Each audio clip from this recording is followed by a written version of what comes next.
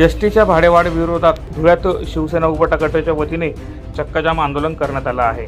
शासनासह परिवहन मंत्र्यांच्या विरोधात जोरदार घोषणाबाजी देखील करण्यात आली।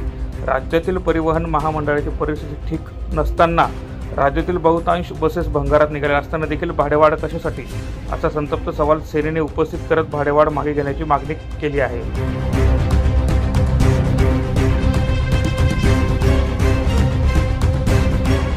महाराष्ट्र राज्य शासनाने गेल्या 8 दिवसापूर्वी एसटीमध्ये 15% दरवाढ त्या ठिकाणी सुचवली।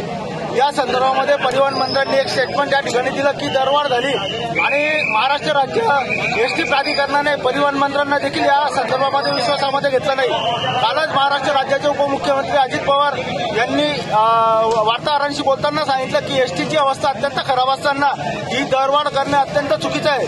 म्हणजे एक प्रकारे या महायुती सरकारच्या मंत्र्यांमध्ये उपमुख्यमंत्र्यांमध्ये देखील या ठिकाणी कुठल्याही प्रकारचा या ठिकाणी एसटीच्या दरवाढीबाबत कुठलाही निर्णय झालेला नाही।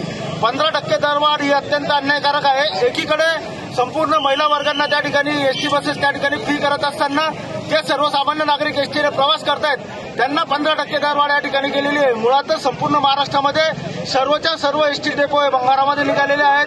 अत्यंत वाईट अवस्था संपूर्ण एसटी डेपोची झालेली आहे। आपण धुळे जिल्ह्याचा जर विचार जर केला तर धुळे जिल्ह्यामध्ये सर्वच्या सर्व 5 तालुक्यामधले डेपो हे अत्यंत खराब अवस्थेमध्ये झालेले आहेत। गेल्या 3 वर्षापासून आपल्या धुळे शहराचं बस स्थानक हे उकिरड्यासारखी त्याची अवस्था झालेली आहे।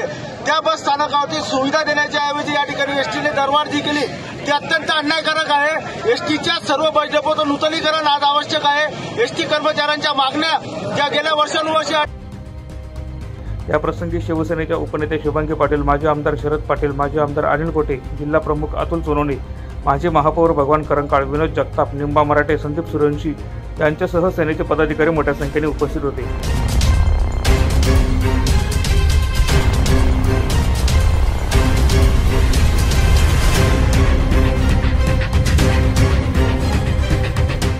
प्रतिनिधी सुनील निकम, माझा महाराष्ट्र न्यूज, धुळे।